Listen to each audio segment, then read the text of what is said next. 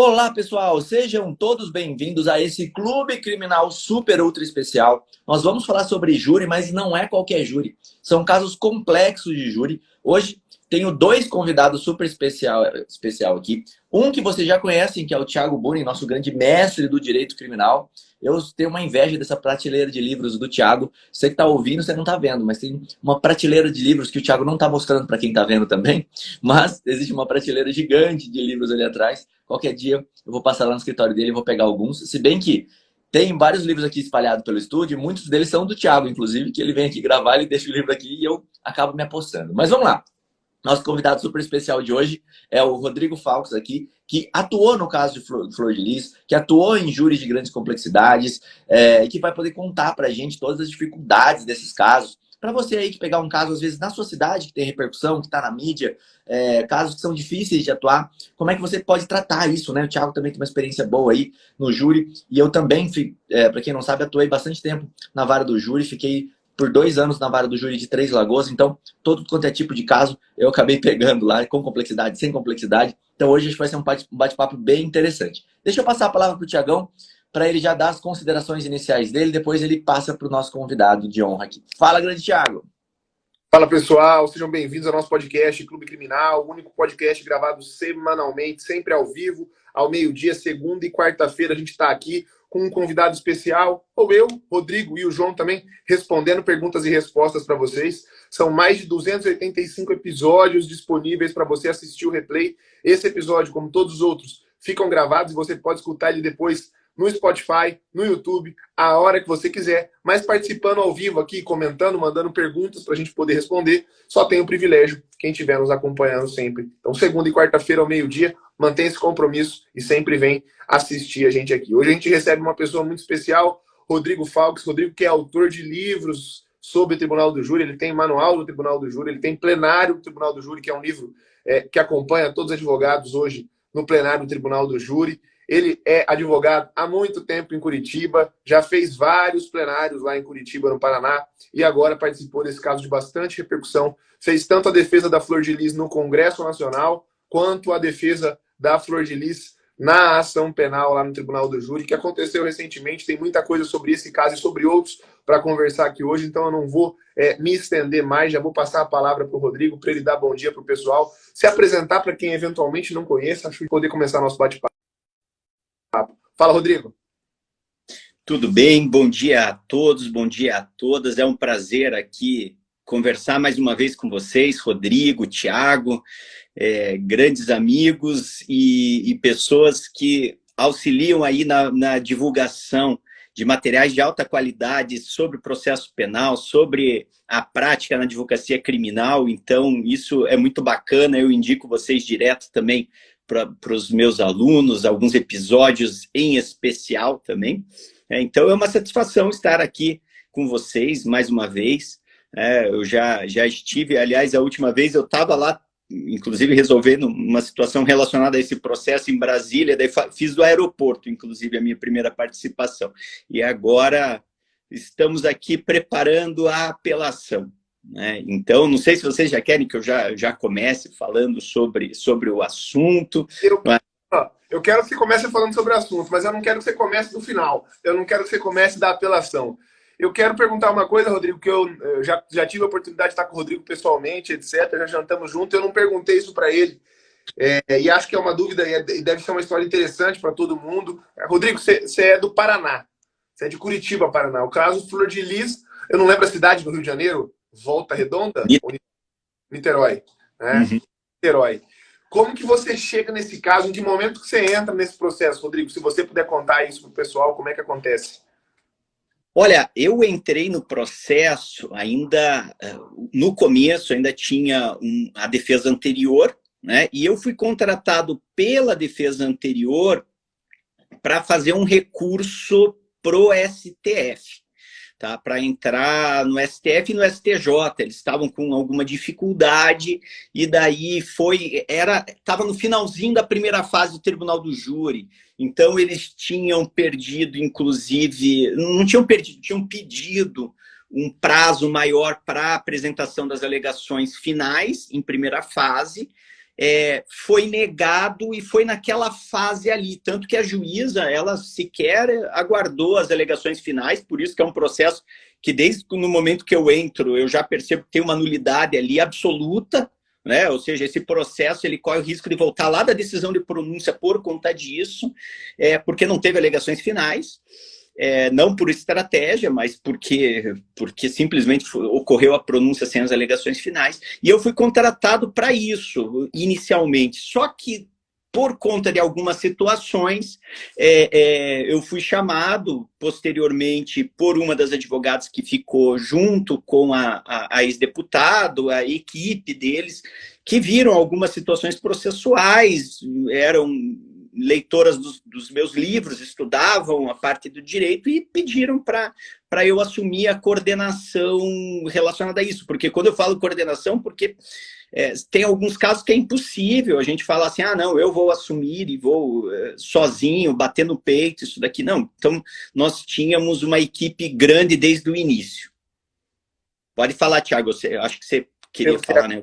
Uma situação muito interessante, já aconteceu isso num processo, inclusive num processo de grande repercussão que eu atuei aqui também no Mato Grosso do Sul, a questão da pronúncia sem alegações finais, né? Sem os memoriais por escrito, que você falou que aconteceu nesse caso, eu não sabia. E foi bem interessante uma observação que você fez, porque provavelmente foi o que foi alegado pela juíza. Olha lá o livro. Provavelmente foi o que foi alegado pela juíza aí, porque também foi o que foi alegado pelo juiz aqui, de que no tribunal do júri as alegações finais não é peça obrigatória. Né? Uhum. E, de fato, ela pode até não ser peça obrigatória, quando isso for uma manifestação da defesa, por estratégia.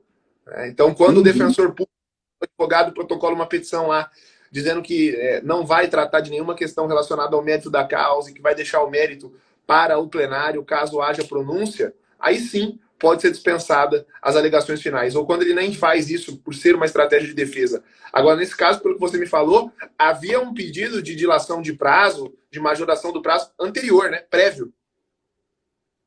Sim, houve um pedido do prazo, houve também, inclusive o próprio Ministério Público se manifestando, dizendo, olha, precisa, se eles não apresentarem alegações finais, precisa mandar para a Defensoria Pública, etc. Eles mesmos pedindo a própria acusação.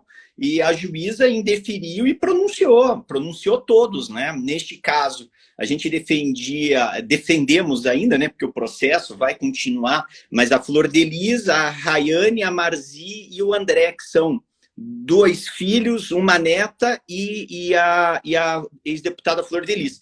Então, desses 4, nenhum deles apresentou também alegações finais. Claro, deixar claro, desde agora, né? Os outros 3, né, a Rayane, a Marzi e o André foram absolvidos. Eles foram absolvidos no júri, eles eram do grupo principal, então eles pediam, o Ministério Público pediu até o final uma pena muito alta para eles eram como se fossem os prêmios, né, junto com a Flor de Lis, mas eles foram absolvidos. Então, obviamente que para eles nós não vamos recorrer, mas para a Flor de Lis tem essa nulidade que já está no STJ, né? Está para ser enfrentada a qualquer momento, essa primeira. Essas nulidades do júri ainda vai demorar um pouco até chegar lá. Pode falar, Rodrigo. Só para o pessoal entender, então já foi feito um recurso, né? Porque a gente sabe ali que depois que passou a pronúncia, as nulidades anteriores, elas meio que se convalidariam, e aí não daria para eu alegar isso na segunda fase do júri, alegar uma nulidade anterior à pronúncia. Então, essa nulidade da falta dessa alegação, eu entendo que ela seria até uma nulidade absoluta que poderia ser revista a qualquer momento, mas vamos tratar com essa regra geral. Vocês já fizeram, então, um recurso disso antes de chegar nessa segunda fase do júri? Porque, na verdade, a decisão de pronúncia não precluiu. E aqui que está um problema dessa interpretação que hoje se faz no STJ e no STF, que recurso especial extraordinário não possui efeito suspensivo em relação à continuidade do júri. Isso é um absurdo, porque, veja, ainda mais neste caso em que você tem uma nulidade tão patente, tão visível, tão palpável, e mesmo assim ocorre injúria, né? Porque não tem efeito suspensivo. Mas o recurso especial nós entramos já há bastante tempo. Agora, com a tramitação demorada, isso vai ser enfrentado a qualquer momento. Já, se não me engano, estava com o Ministério Público Federal para dar o parecer para ser pautado.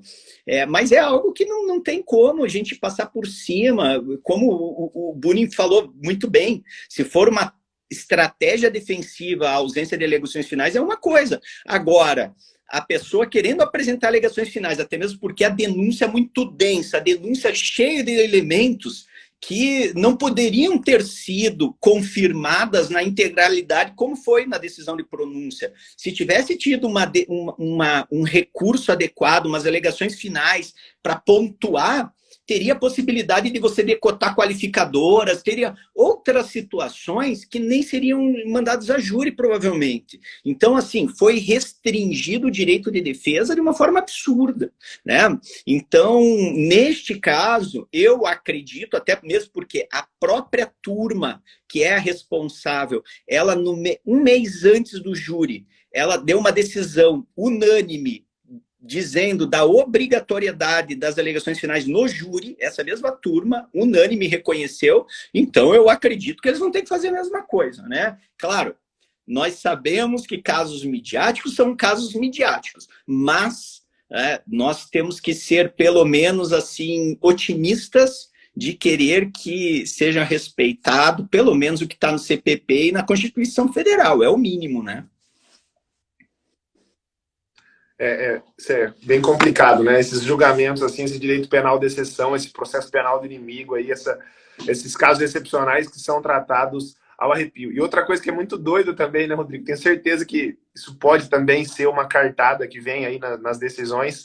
Fiquei pensando aqui, falei, poxa, ele não foi apresentado as alegações finais. Óbvio que para mim isso é uma nulidade absoluta, mas daí tem aquela súmula, não me lembro qual que é a súmula que fala que só a ausência de defesa, a nulidade absoluta, a defesa precária, né, tem que ser demonstrado o prejuízo, e aí vão querer que você comprove que você teve prejuízo num caso em que você tem uma ré condenada no plenário, mas vão querer que você prove que ela não seria condenada ou pronunciada caso as alegações finais tivessem sido apresentadas, né? Então entra aí numa loucura. E uma pergunta também que me surgiu aqui, Rodrigo, em relação aos 3 que foram absolvidos, foram 3 absolvidos, né? 3 absolvidos, exatamente. O Ministério Público recorreu? Recorreu também das 3, então provavelmente teremos que fazer aí as contrarrazões em relação aos 3 que foram absolvidos. Mas o Ministério Público recorreu também. O João Ricardo também. Olá, tudo bem? Boa tarde. Mas teve esse recurso, sim, nós enfrentar essa situação. Fique à vontade, Rodrigo. Só para avisar, o João está no plenário do júri ali, está participando de um júri agora, nesse exato momento. Você estava escolhendo o júri há pouco, não sei se já está na fala de alguém, acho que é por isso que ele entrou rapidinho, já se ele tiver oportunidade, ele de novo. Entrava na live, acho que ele só entrou para ver se o pessoal entrava na live. Não, interessante. Agora a gente está entrando nas discussões já do caso em si. Quem tiver curiosidade, pessoal, a gente teve o podcast da semana passada que a gente conversou com o Dr. Eude, que fez várias perícias, vários estudos dentro desse processo. A gente bateu já um papo com ele sobre essa parte pericial de provas, né? Então, quem tiver curiosidade, está no episódio anterior a esse do podcast, para você poder ir lá e assistir. Rodrigo, aí você falou uma coisa, juntando o que o Rodrigo e o Thiago falaram aqui, que eu achei bem interessante, né? Só o fato de você ter um excesso acusatório que não foi combatido na alegação final, esse é uma coisa até que fácil, vamos dizer assim, de você alegar e mostrar o prejuízo, né? Isso muita gente não faz. E você vê muito recurso sendo perdido, porque os advogados eles acreditam naquela obviedade da nulidade. Olha, ela foi condenada, tinha um excesso na denúncia, isso por si só já causa um prejuízo. Sim, mas você tem que mostrar isso para o tribunal, senão eles vão falar, olha, você não demonstrou prejuízo. Na verdade, essa questão do prejuízo nós sabemos, é só uma forma deles não reconhecerem a nulidade. Você pede prejuízo, por quê? Porque é óbvio que você não consegue comprovar. Mesmo no júri, esse júri específico da Flor de Lis, nós tivemos algumas. Né? Eu identifiquei já 18 nulidades no decorrer do julgamento. Só 18 nulidades. Mas tem duas, assim, que estão gravadas, que são muito absurdas, que são patentes, e que não há como não reconhecer. Mas eu tenho certeza que se eles quiserem não reconhecer, por se tratar do caso Flor de Lis, eles vão por esse caminho, vão falar assim, não teve prejuízo. Mas como que não teve prejuízo? A pessoa foi condenada. Aliás, o prejuízo está na própria condenação. Isso daqui, eu falo trocentos anos, que o prejuízo é sempre relacionado à condenação. A pessoa foi condenada, o prejuízo está demonstrado. E não entender isso é apenas uma forma de burlar o nosso sistema de nulidades. É isso que eles fazem, né? É isso mesmo. Só uma observação que... Spotify e no YouTube também, tá, pessoal? Pode falar, Thiago, pode falar. Uma coisa que eu já comentei em alguns outros casos, e eu vi aqui o Rodrigo, fiquei até pensando, mas entendi porque ele não fez isso nesse caso. Eu, em alguns casos aqui, Rodrigo, do escritório, quando há absolvição do meu cliente e eu tenho matérias preliminares e o Ministério Público recorre, eu recorro também. Então, eu interponho essa apelação e fico esperando para ver se o Ministério Público vai recorrer. Se o Ministério Público recorre, aí eu apresento as minhas razões quanto às preliminares. Quase que numa jogada assim, tudo bem. O Ministério Público fez um recurso pedindo a condenação, a reforma da decisão condenatória, só que eu estou fazendo um recurso dizendo, meu cliente foi absolvido, mas tem matérias preliminares. Se vocês resolverem que o caso é de condenação, vão ter que enfrentar. Todas as vezes que eu fiz isso, o tribunal manteve a absolvição, e aí, por ter mantido a absolvição, julgou que não tinha interesse de agir no meu recurso. É algo que eu faço meio que para pesar no julgamento dos tribunais, principalmente nesses casos grandes, porque são 2 recursos daí para ser analisados, e eu, assim, nos casos que enfrentei isso, percebi que eles acabam não colocando a mão, daí eles preferem deixar como tá, porque daí teriam que colocar a mão no mérito, nas preliminares e etc. Mas nesse teu caso aí, você tem o recurso pela Flor de Lis, né? Então, eventualmente, se reformarem, se entenderem por reformar uma das sentenças absolutórias e acolherem de alguma forma a preliminar alguma preliminar da Flor de Lis, né? Tudo bem que a preliminar seria julgado antes, aí eles nem teriam que entrar no mérito do Ministério Público, sei lá, algo discutível, mas os tribunais cada hora decidem de uma forma, você poderia pedir um efeito extensivo para os demais, né? Eu acho que se reconhecer a preliminar por nulidade da pronúncia por falta de alegação final, resolve isso para todos. Acho uma questão interessante. Também, né, Thiago? É uma situação interessante. E a gente tem muitas matérias sendo discutidas ainda, né? Então, nós temos alguns habeas corpus, nós temos recurso especial, recurso extraordinário, que está tudo em tramitação. Então, assim, são diversas nulidades. Infelizmente, teve, assim, até para eu trazer aqui para a situação, né, do nosso tema, né? E eu, como professor de Direito, há 15 anos que eu sou professor de Direito, né? E depois que você entra nessa área acadêmica, mestrado, doutorado, pós-doutorado, você passa a ter métodos. Então, quando eu falo de casos de alta complexidade, eu estou falando de alguns métodos que nós desenvolvemos para justamente poder lidar com isso, né? Então, o que eu considero como casos de alta complexidade? Quando a gente tem um número alto de acusados, com teses diferentes, ou quando você tem um número de crimes alto, maior, uma quantidade maior conectada à quantidade de condutas, quantidade de vítimas. Quando você tem uma quantidade de dados muito grande, que podem ser arquivos, páginas de processos, documentos, vídeos, ou uma alta publicidade da situação, né? São todos casos que a gente pode considerar de alta complexidade e que para a gente nos traz uma situação que é importante nós sabermos também como advogado, porque isso vai refletir na quantidade de horas do processo, vai refletir até nos honorários que nós temos que cobrar para dar vazão a tudo, né? E esse processo da Flor de Lis, e daí que está, quando você fala ali da questão de estratégia, você tem alta complexidade em todos esses elementos. Eu já falei algumas vezes aqui, mas tem gente que sempre se assusta, né? Só o processo principal dela tem mais de 40 mil páginas. E não é aquela questão só de situações repetidas. São realmente documentos que importam, tem milhares e milhares, né? Os processos apensos, 20 mil, 30 mil páginas. Nós temos uma quantidade de terabytes a perder de vista, centenas de apreensões de celulares que a gente teve acesso integral, cada um com 50, 60, 100 gigabytes. Então, é uma quantidade de informações absurda, né? Pode falar, Thiago. Ô, Rodrigo, a gente esteve junto no meio do ano, acho que junho, eu acho que foi junho, em São Paulo, e eu me lembro que naquela época vocês estavam com discussões, acho que em habeas corpus, sobre acesso a documentos e etc., e até sobre a data em que se realizaria o plenário, porque vocês não teriam condição de até lá dar conta, né, da leitura de toda a documentação. O que se decidiu disso naquela época? Porque o plenário aconteceu, e salvo o melhor juízo, aconteceu até antes. Eu acho que não lembro se estava designado para dezembro, não era alguma coisa assim. Explica o que aconteceu aí para o pessoal também se situar nisso, para a gente ganhar no tempo, para daqui a pouco entrar nas unidades. Ô, Thiago, eu só vou complementar a pergunta aqui, só para o pessoal poder entender. Você fez a defesa de todo mundo ou tiveram várias defesas? Porque eu acho que isso também pode ser um ponto de complexidade, né? Quando você tem 3, 4 defesas diferentes no mesmo processo.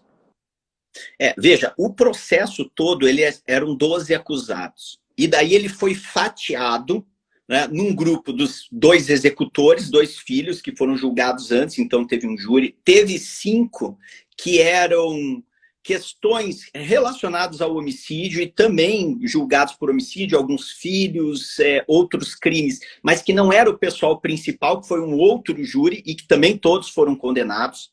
E daí nós tivemos o grupo principal, que seria esse que foi agora, que nós defendíamos 4, né? E tinha uma outra, que é a filha, que era defendido pela doutora Daniela, né? Então, a nossa equipe, a gente defendia 4, né? A nossa equipe, eu, a doutora Janira, a Priscila Cavalli, a Alanis, o João, o Jonathan, o Marco, a Isabela, nós tínhamos diversos advogados, o João Manuel, que eu acho que eu também falei, nós tínhamos diversos advogados que eram responsáveis pelo caso. Mas, por exemplo, a Alanis, ela ficou responsável pela catalogação dos documentos. E ela ficou 1 ano catalogando todos os documentos, porque não é só simplesmente você catalogar, porque quando você vai para um júri de alta complexidade, você tem que ter as informações em mãos, inclusive confirmando aquilo que está sendo utilizado pela outra parte. Claro que a gente, quando está num júri simples, ali, que você tem 1000 páginas, sei lá, você tem alguns... Aqueles júris que nós estamos acostumados a fazer, né, no dia a dia, você sabe o que o promotor está falando. Se não está dentro do processo que ele está falando, fica fácil de você identificar, né? Agora, quando você está num processo em que você tem essa quantidade de documentos, você tem que ter um sistema que te permita identificar rapidamente se aquele documento que está sendo utilizado existe ou não e se está sendo utilizado ou tirado de contexto. Então, é uma quantidade de informações muito grande. Nós tínhamos 2 pessoas responsáveis só por isso, né, para essa identificação. Então, isto foi algo que acabou tomando um tempo maior. E o que aconteceu? A partir do momento que a gente entrou no processo, nós percebemos que tinham muitas apreensões e muitos documentos que estavam incompletos, muitas apreensões que tinham sido remetidas para o Ministério Público, mas que não foi dado acesso à defesa. E isso foi uma descoberta a partir do momento que você começa a cavar o processo. Um processo de 40 mil páginas, você tem que cavar bastante, né? Então, nós chegamos e no nosso 422, na nossa fase do 422, nós identificamos. Então, tem 50 páginas o 422, o nosso 50 páginas, só para falar a quantidade de documentos que nós não tivemos acesso, identificando uma a uma. Hoje, a juíza e o cartório começou a se movimentar. A grande maioria dos nossos pedidos, eles diziam que não existiam, que nós estávamos inventando e nós tínhamos que ficar recorrendo dessas decisões. Mas eles, ao mesmo tempo que eles falavam que não existiam esses documentos, alguns vinham, eles falavam, esse documento não existia, não existe. Mas daí a polícia mandava o documento. O Ministério Público mandava. E a gente foi fazendo isso aos poucos que foi chegando. Num determinado momento, o júri marcado para o começo do ano, desse ano, a juíza entendeu, ela mesma adiou porque viu que não conseguiu. Daí foi adiado. Daí chegamos para fazer esse outro júri, foi adiado novamente porque a gente não tinha acesso a muitos documentos. O júri foi marcado para dezembro. por conta da Copa do Mundo, anteciparam para novembro. Mesmo assim, até hoje, existem documentos que nós não tivemos acesso e o júri aconteceu da mesma forma e nós apontamos, recorremos, mas foi antecipado e nós, sabendo da utilização, como que funciona lá no cartório, nós fomos pro júri, apontamos isso no início do pregão, obviamente, né? Após o pregão, você tem um momento da nulidade, que você aponta as nulidades, foram diversas nulidades que eu apontei, se não me engano, foram grupos de nulidades, eu apontei 7 grupos de nulidades antes de começar o júri, uma delas eram os documentos que nós não tivemos acesso, e, mais uma vez, no próprio júri, promotor e juiz falaram, vocês tiveram acesso. Eu falei, tiveram. Então, só um exemplo. Abre aí a página 29.700 e não sei quanto. Veja aí se a gente teve acesso a esses documentos que vocês aprenderam. Passaram por cima, né? Ou seja, esses são nulidades importantes. Por quê? Porque tudo o que aconteceu nesse processo foi mandado para o Ministério Público. Quem fez a perícia nos celulares foi o Ministério Público. Nós conseguimos comprovar, inclusive, que os celulares foram manipulados, foram abertos antes da extração. Entre a apreensão e a extração de dados, teve 200 acessos em cada celular, ou seja, eles mexeram nos celulares. Então, assim, é um show de horrores, mas num nível, numa quantidade de dados muito grande, porque nós temos nulidades jurídicas, nulidades nos celulares, nulidades nas provas, nulidades nos depoimentos, suspeições, desaforamentos, livros que foram lançados no decorrer, documentários que foram lançados. Era assim, gente, uma quantidade absurda de coisas que a gente teve que lidar no decorrer desse tempo. Isso, Rodrigo, só uma pergunta. Isso foi, essa nulidade que você encontrou foi perícia ou vocês conseguiram identificar isso na própria análise de relatório? A partir de assistentes técnicos, mas ficou... Nós tínhamos pessoas aqui no escritório analisando cada um desses celulares no Cellebrite, aquele aplicativo, aquele software israelense. Né? Legal. Só queria aqui, o Rodrigo está falando de 40 mil páginas, só para o pessoal ter noção, eu fui procurar, eu lembrei disso daqui, ó. Esse aqui é o Tratado de Direito Privado do Pontes de Miranda, né? São 60 volumes. E aí a obra, ela tá no Guinness como uma obra escrita por homem só, que tem mais páginas. E até eu fui buscar isso. São 30.047 páginas. A maior obra já escrita por uma pessoa só. Ou seja, o processo dela tem 40 mil páginas. Você passa da maior obra já escrita, que seria essa obra de Pontes de Miranda. Só para ter ideia do quanto eles tiveram que ler. Tipo, que é quase impossível de você ler esse tratado do Pontes de Miranda, né? Enfim. É impossível. E daí que está a importância de você ter uma equipe competente. Se você não tem uma equipe, você não consegue. Não adianta. Claro, e eu não estou dizendo que nós, como advogados, eventualmente aquele advogado também que está começando, ou aquele que nunca quis ampliar, porque isso são escolhas profissionais válidas, né? Nós temos que trabalhar com o que a gente se sente confortável.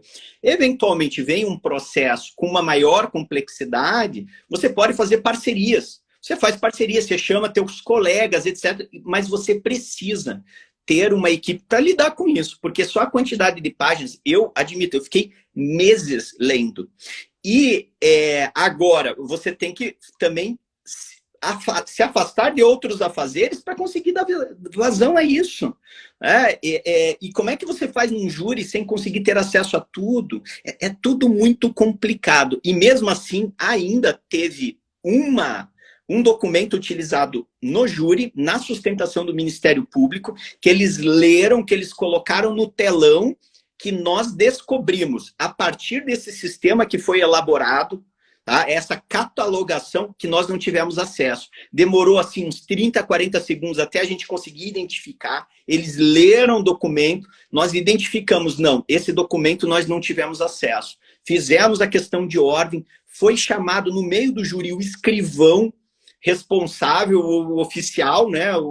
Foi chamado o escrivão confirmou que a gente não teve acesso, e esse documento, que foi prejudicial, bastante prejudicial, não foi nos dado acesso, e ele confirmou isso, ou seja, uma outra nulidade no decorrer do júri, que aconteceu, que eu pedi, obviamente, a dissolução do conselho de sentença, que não fui atendido. Né? Isso eu queria saber, por conta da questão do prejuízo, você me falou que teve muitos documentos que vocês não tiveram acesso, eu ia perguntar se teve algum documento que efetivamente foi usado no júri, né? Porque senão pode vir aquela, mas não foi usado, não foi esse. Aí acho que você conseguiu materializar que ele foi usado. Bastante.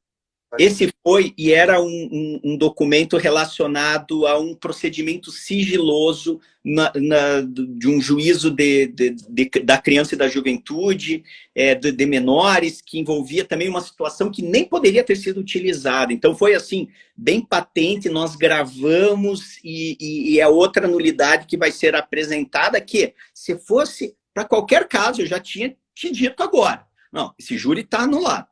Eu só não vou cravar porque nós sabemos que sempre tem 2 pesos e 2 medidas, por mais que eu acredite muito que os desembargadores e os ministros vão ter a coragem de aplicar a lei também para ela. Né? Mas, pode dizer, Rodrigo, desculpa, você ia falar alguma coisa. Não, é que ponto relacionado a isso, toda essa sistemática que você fez, você está explicando, que era assim, como é que faz para analisar tantos documentos? Como é que você consegue fazer isso? E aí você falou desse sistema de catalogação que foi feito de todos os documentos. Isso foi feito por um profissional do direito ou você contratou alguém que tem uma especialidade nisso, sei lá, biblioteconomia, não sei, fiquei tentando imaginar uma profissão que seja especializada em fazer catalogação de documentos ou um sistema desse, né? Você sabe que essa pergunta é interessante, porque, e até eu vou fazer até um parênteses, não sei se vocês sabem, claro, que eu tenho habilitação no Tribunal Penal Internacional, e lá no Tribunal Penal Internacional nós temos algumas preparações, eles têm alguns treinamentos, tá? E eles têm, em todos os casos, eles têm uma função específica, que é um profissional específico, que é o case manager, que eles chamam, que é o gerente de caso. O case manager é responsável por essa organização, porque também, quando a gente está falando de casos, né, de crimes contra a humanidade, etc., são casos muito complexos. E esse case manager tem essa função. Aqui, no meu escritório, eu escolhi uma advogada para cuidar disso, né, uma pessoa bem organizada, nós sentamos e fizemos baseados nessa sistemática que tem, em que você tem uma coluna, em que é o nome do documento, a outra que é as folhas onde se encontram, outra, quem que fez o documento, qual que é a importância, se esse documento é importante para acusação, para defesa, qual que é o nível de complexidade, ou seja, tem uma série de informações para cada documento. Gente, isso daí, claro, como eu falei, levou mais de um ano. A Alanis, junto com assistentes, ela teve assistentes para isso, para auxiliar a catalogar, mas foi algo que foi fundamental no decorrer do júri, porque nós precisávamos, então era muito fácil, a gente precisava ter acesso a determinada informação, digitava, estava na nuvem e estava no HD, porque se a nuvem não funcionasse, a gente tinha uma cópia na hora, então precisou de tal informação, já digitava, via o que falava, o que cada um fazia a remissão e já apresentava. Foi aí que a gente descobriu, por exemplo, que esse documento a gente não tinha tido acesso na fonte, né? Quando eles entregaram o HD para a gente, eles não colocaram isso na fonte, né? E isso foi o que o escrivão, inclusive, também identificou. Então, é importante você ter alguém. Tem casos, tem outros casos que são também, né? Eu tenho um caso aqui em Curitiba que ainda não saiu, daquele da antecipação de óbitos do caso do Hospital Evangélico, da doutora Morte, etc., que eu defendo a chefe de enfermagem, que de prontuários médicos, são 80 volumes de prontuários médicos, né? Também são situações que você tem que ter uma forma de organização. E essa forma de organização tem que te servir pro direito. Essa que é a situação. Não é só você identificar e depois ir estudar, não. Tem que ter alguém que tenha lido, que tenha analisado. Claro que as coisas mais importantes, que estavam lá catalogadas como mais importantes, nós levamos em discussão para toda a equipe. Então, tivemos muitas reuniões, né? O pessoal tanto do Rio quanto o pessoal aqui de Curitiba. Nós fizemos reuniões em conjunto para isso. Pode falar. Quantas reuniões gerais? Porque isso foi uma curiosidade, porque eu vi várias vezes no seu Instagram vocês reunidos no seu escritório durante semanas, durante finais de semana e etc. Quantas reuniões gerais foram aproximadamente? Olha, nós fazíamos reuniões semanais, né? Que nós organizávamos. As reuniões semanais que eram só organizadas, as reuniões eram online, porque no meio disso tudo a gente passou por Covid, a gente passou por uma série de situações, né? Então eram online, mas nós fizemos alguns intensivos, que daí era a semana toda. Então, se não me engano, foram 2 ou 3 aqui em Curitiba, 2 ou 3, foram 3 no Rio de Janeiro, em que nós todos nos reuníamos e ficávamos uma semana, desde cedo até de madrugada, e ia virando. Então foram muitos. Para você conseguir organizar, por exemplo, o celular da vítima, que sempre foi dito para a gente que não existia, nós cavando, nós falando, não, pera lá, o próprio investigador, num depoimento dele, na primeira fase, disse que teve acesso. Como é que não tiveram acesso? Nós conseguimos 1 mês antes só do júri. 1 mês antes o celular da vítima, que sempre foi dito que não existia, que era um absurdo o nosso pedido. Mas nós conseguimos ter acesso. Então, nós tivemos que fazer reuniões excepcionais e vamos lá, vamos analisar. Aqui um pega o WhatsApp, outro pega os áudios, outro pega o bloco de notas, outro pega... Porque quem nunca teve acesso ao Cellebrite não sabe, mas o Cellebrite, você tem acesso a todas as informações do celular de uma pessoa. Todos, mensagens, WhatsApp, Instagram, tudo você tem acesso. E é a vida da pessoa, e você tem que retomar os e-mails, você tem que fazer isso, geolocalização. Vamos lá, a gente fez um trabalho que a gente identificou, por exemplo, que o pastor contratava prostituta, acompanhante. E como que a gente fez isso? Analisou geolocalização, procura no Google e o nome da acompanhante. Né? Então, quando a gente falou aqui, que daí o pessoal falava, isso foi uma invenção da defesa, que ele era um abusador. Não, pera, a gente não está inventando nada, não. Até porque, quando nós inventamos, nós perdemos credibilidade perante os jurados. E isso as pessoas não entendem. O advogado ele não tem que ficar inventando, ele tem que trabalhar com a realidade, com a investigação defensiva. Isso faz parte de uma investigação nossa. Né? Então, tudo isso foi importante fazer para chegar. E isso a gente fazia nas reuniões, né? Quando a gente se reunia, que era, até porque, como vocês falaram, né? Eu sou aqui de Curitiba, minha equipe, meu escritório é a sede de Curitiba, mas o caso aconteceu no Rio de Janeiro, né? Pode falar, Rodrigo. Eu tive uma curiosidade agora sobre esse sistema, né? Mas antes eu até pedir pro pessoal, para quem não segue ainda o Rodrigo aqui, ou eu, ou o Thiago, clica nessa setinha que está em cima de mim aqui, se você tá ao vivo com a gente, e já adiciona agora, você não precisa nem sair da live, você já adiciona os 3 aí. Para quem tá ouvindo, o Instagram do Rodrigo é Rodrigo Faux, tá? F-A-U-C-Z. Você pode procurar ele lá, você vai conseguir seguir ele ali nas redes sociais. Minha pergunta é no seguinte sentido, os Cellebrites tiveram que comprar um acesso a esse programa? Tem alguém que fornece? Como é que funciona esse acesso a esse programa, né? Como é que eles fizeram isso? Só para eu entender. Tem 2 situações que acontecem. Muitas vezes eles dão a extração apenas. A extração vem no PDF, vem em PDF. Então vem lá 300, 500, 1000 páginas em PDF. A extração o que é? É você pegar o celular e você retira as informações e você gera um relatório. Nós pedimos acesso lá no início a tudo. Nós não queríamos só a extração. Nós queríamos acesso ao celular para ver porque extração, você seleciona o que você quer. E obviamente que a acusação vai selecionar o que é apenas importante para eles. Então nós pedimos acesso a tudo. Daí o que o juízo fez? Ele pegou, manda o programa. O programa ele vem em cada uma das pastas. Por exemplo, cada celular é uma pasta. Então, ele já vem inserido. Ele é um programa que ele roda dentro lá. Então, ele vem junto, eles te dão uma senha e você abre e você daí tem que ter acesso à senha. Claro, é um programa que é super pesado. Às vezes, tinha celular que nós demorávamos horas para conseguir abrir, 3, 4, 5 horas, deixava à noite abrindo, super pesado, e daí ainda quando abria, fechava, e daí você tinha que abrir, então assim, é um trabalho absurdo, mas só quando você tem acesso ao celular in natura lá, in natura não, ao Cellebrite, que é a fonte, que você consegue verificar todos os dados, inclusive aqueles que a acusação já teve acesso, à investigação. Esse é um ponto muito importante que você tocou, Rodrigo, porque eu vejo, e até que eu já conversei com alguns membros do Ministério Público que falam isso por estratégia, eles têm, às vezes, o dado através de uma planilha do Excel, que é super fácil deles localizarem. E eles imprimem de propósito em PDF, junta só o PDF daquele documento, porque eles sabem que a busca dentro de um PDF, ela é muito pior, ela é muito dificultada. Então, quando você está atuando em qualquer caso, não precisa ser de complexidade, você pode pedir o acesso ao arquivo original. Olha, eu quero essa planilha, mas eu quero ela, já que você tirou essa planilha, extraiu essa planilha, esse dado não é do Ministério Público, ele é do Estado, né? O Estado tem que fornecer todas as provas, inclusive a fonte original daquilo, sob pena de uma futura nulidade, que é, não sei se você está combatendo essa nulidade também específica, se bem que você teve acesso, né, ao Celebrite inteiro. Só que daí que tá, né?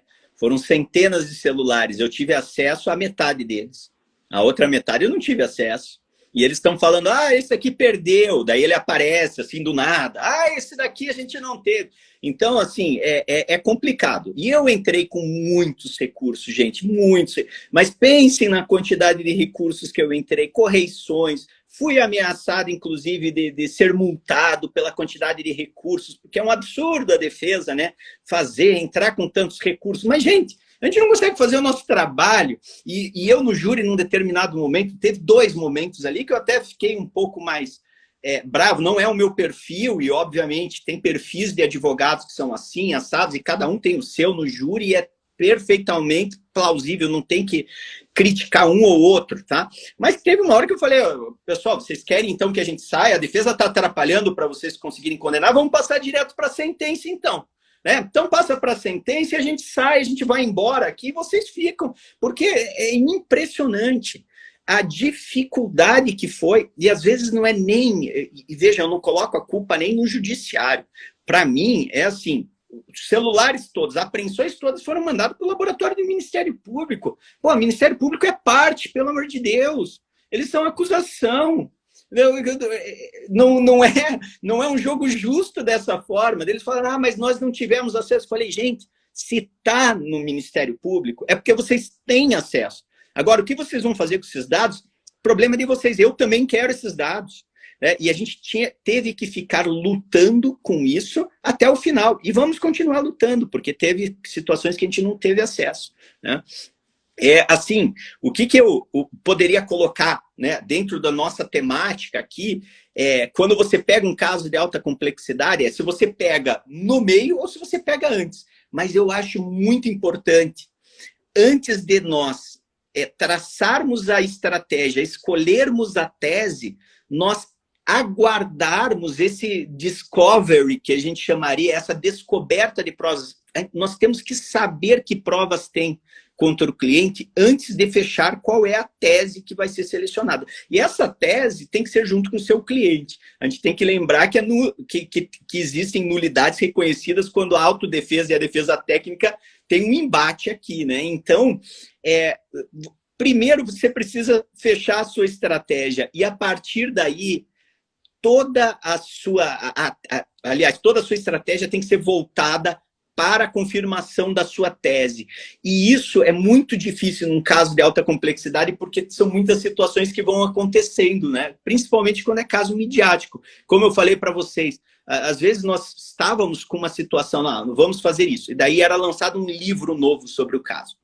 E daí vinha uma palestra, não sei onde, que teve grande aceitação em Niterói, porque nós tivemos que fazer testes, inclusive de opinião dentro da cidade, para saber qual era a chance de condenação, de absolvição, etc. Aliás, esses testes cientificamente válidos foram aplicados lá, né?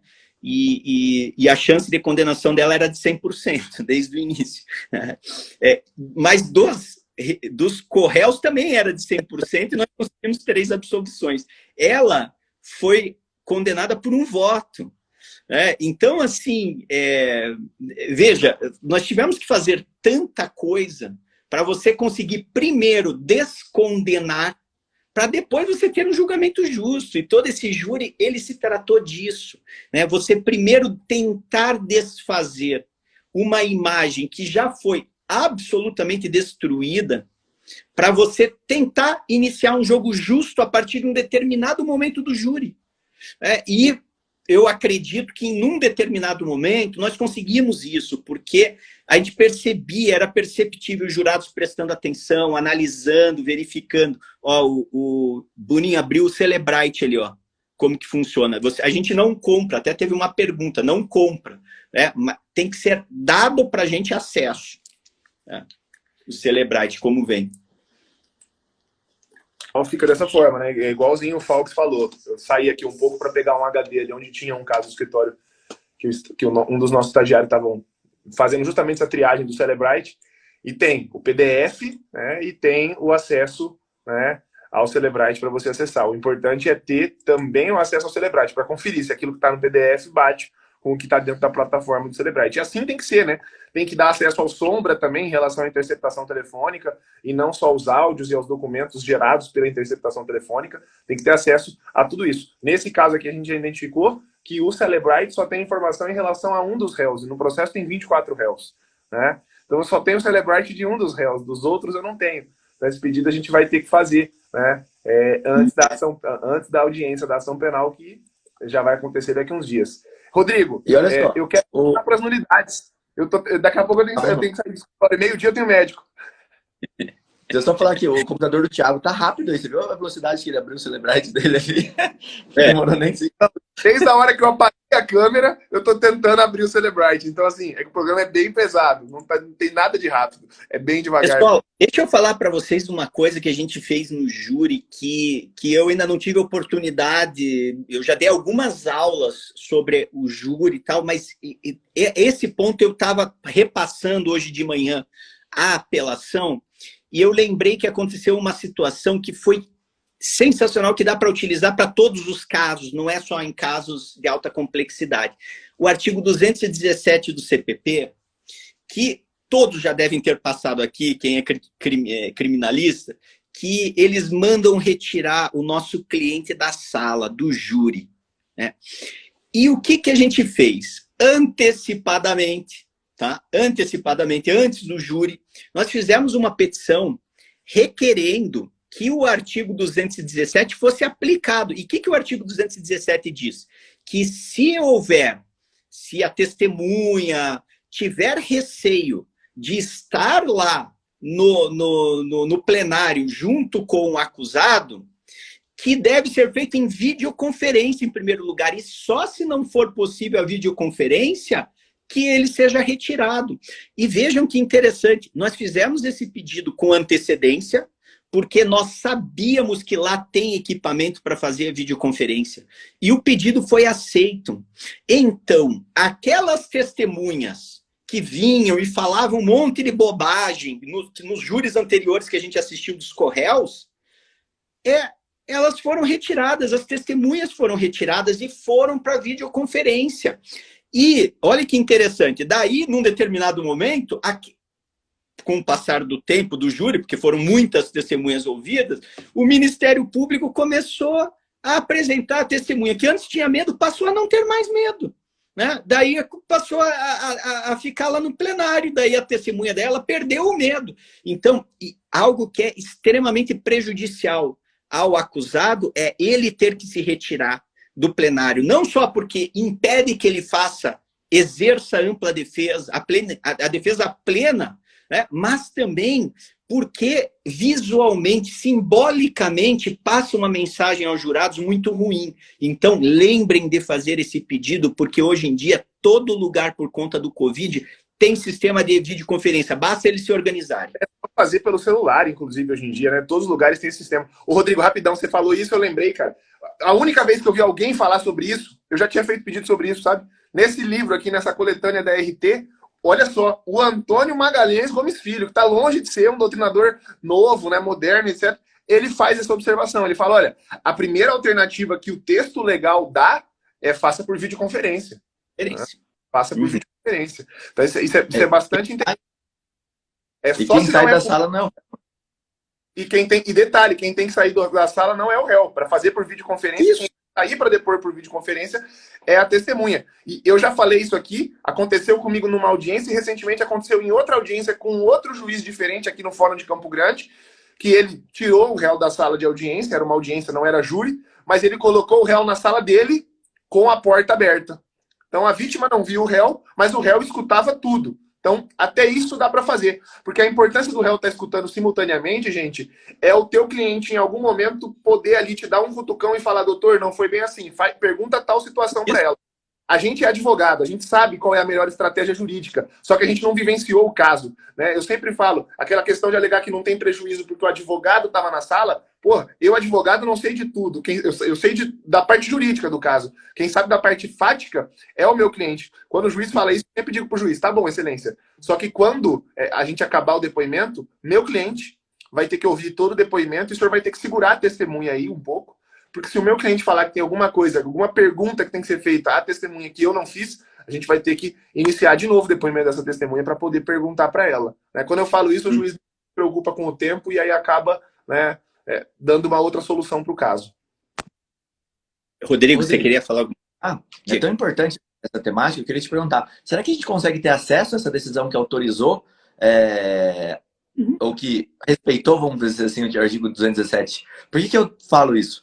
Porque é um caso midiático, né? Um caso que todo mundo conhece, que todos os juízes sabem, e acho que essa decisão teria uma força muito interessante se a gente conseguisse espalhar ela para várias pessoas utilizarem pelo Brasil todo. Olha, lá no caso da Flor de Lis, houve uma decisão que autorizou, tal. Acho que isso ganharia força até com o juiz para a gente conseguir que está do código.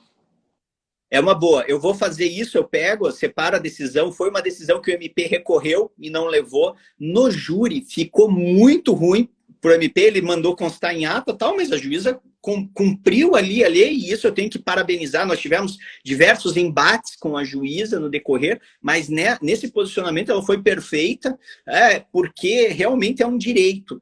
Então, isso daí eu acho importante. Gente, nesse júri, assim, o que a gente teve, que depois, qualquer dia, a gente pode marcar aí, talvez uma aula especial, se vocês quiserem, a parte de selecionamento de jurados foi sensacional. A gente fez um júri simulado da forma que é feita nos Estados Unidos, com um consultor de júri que também dá aula na Universidade da Flórida. Então, para fazer uma simulação, que é o que a gente chama de mock trial, que é uma simulação cientificamente válida, com depois grupo focal, com análise de teses. Foi uma coisa bem interessante.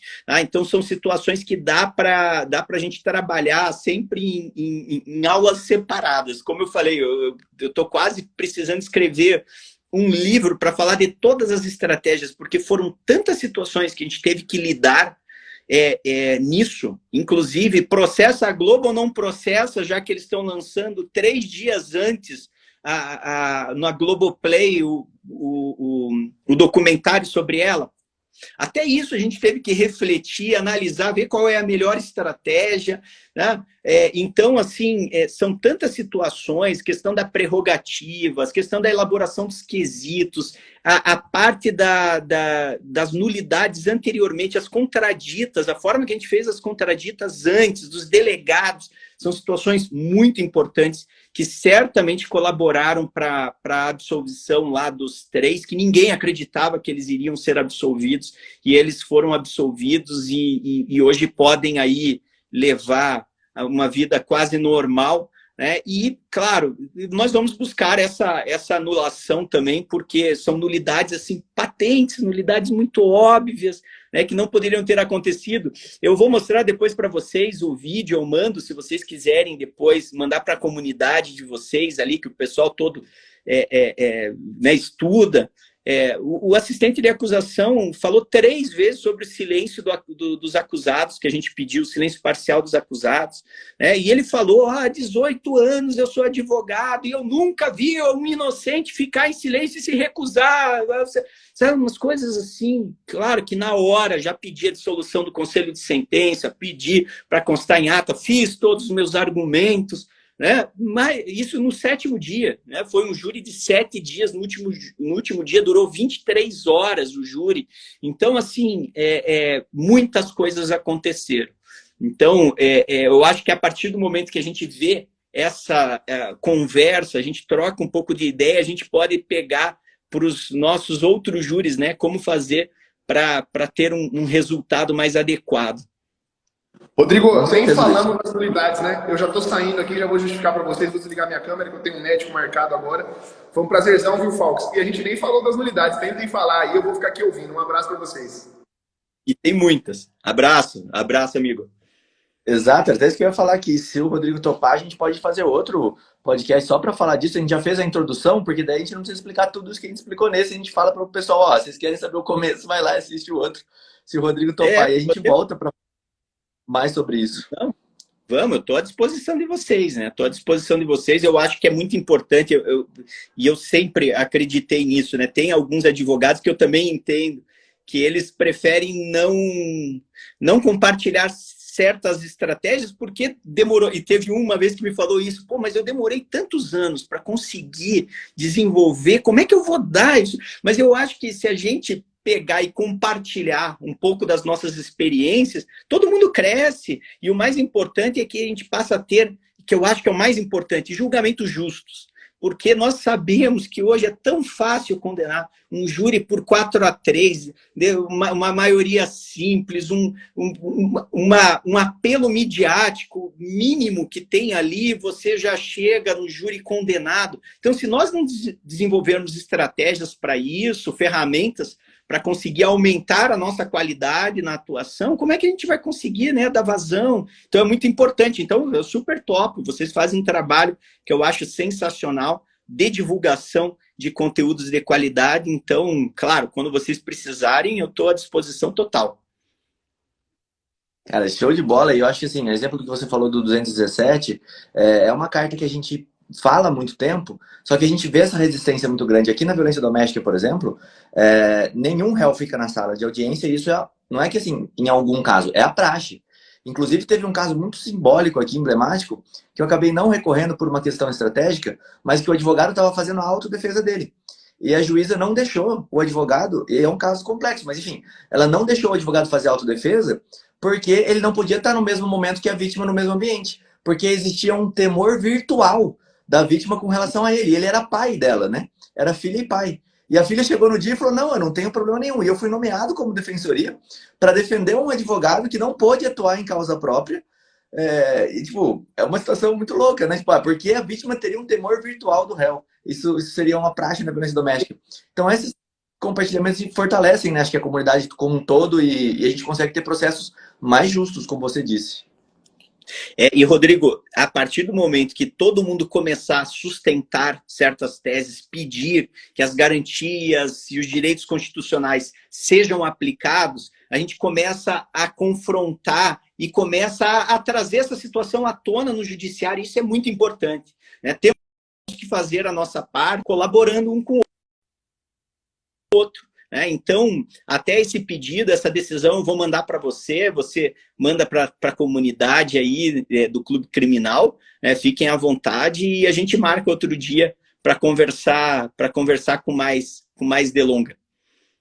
Show de bola. Eu queria agradecer muito a sua presença aqui, Rodrigo, porque sempre é uma presença que enriquece muito, a gente acaba tendo ideia de tese, conhecendo um direito de uma forma um pouco diferente. Eu sei da forma como você atua aí, que é uma forma completamente diferente do pessoal, né? A gente vê isso nos casos e na repercussão que tem em todos os casos que você atua. Então, obrigado por estar aqui com a gente, compartilhando. Vou deixar aí as palavras finais com você para a gente poder encerrar aqui esse nosso Clube Criminal, que não será o último sobre esse tema, com certeza. Eu que agradeço, Rodrigo. Eu acho que como eu falei, eu elogio o trabalho de vocês porque vocês conseguem passar principalmente para os advogados que estão aí na labuta todos os dias, passando por uma série de dificuldades, vocês conseguem dar essas ferramentas, instrumentos para eles poderem atuar de uma forma mais efetiva. Então, eu só tenho a parabenizar e agradecer o convite e dizer que eu estou à disposição de vocês quando vocês quiserem e agradeço. Eu não tenho a habilidade de ficar lendo e respondendo as mensagens que são mandadas aqui embaixo. Então eu peço desculpas, tá? Mas se alguém quiser me mandar lá no direct alguma coisa, fiquem à vontade, vamos conversando, estamos todos juntos, né? Unidos eu acho que a gente consegue ir além. Então, muito obrigado pela oportunidade, Rodrigo. Deixa um abraço também para o Thiago, para o João e até a próxima. Obrigado a todos e a todos que estavam ouvindo. Obrigado, valeu pessoal. E quem quiser seguir, já clica aqui em cima, aproveita para fazer isso agora antes que a live acabe. Já segue lá o Rodrigo, como ele disse, manda uma mensagem lá para ele, coitado. Vai lotar o direct dele de mensagem lá. Mas enfim, valeu, pessoal. Eu vejo vocês. Show. Eu vejo vocês na próxima. Então, obrigado, amigo. Até mais. É bom. Até mais. Tchau, tchau.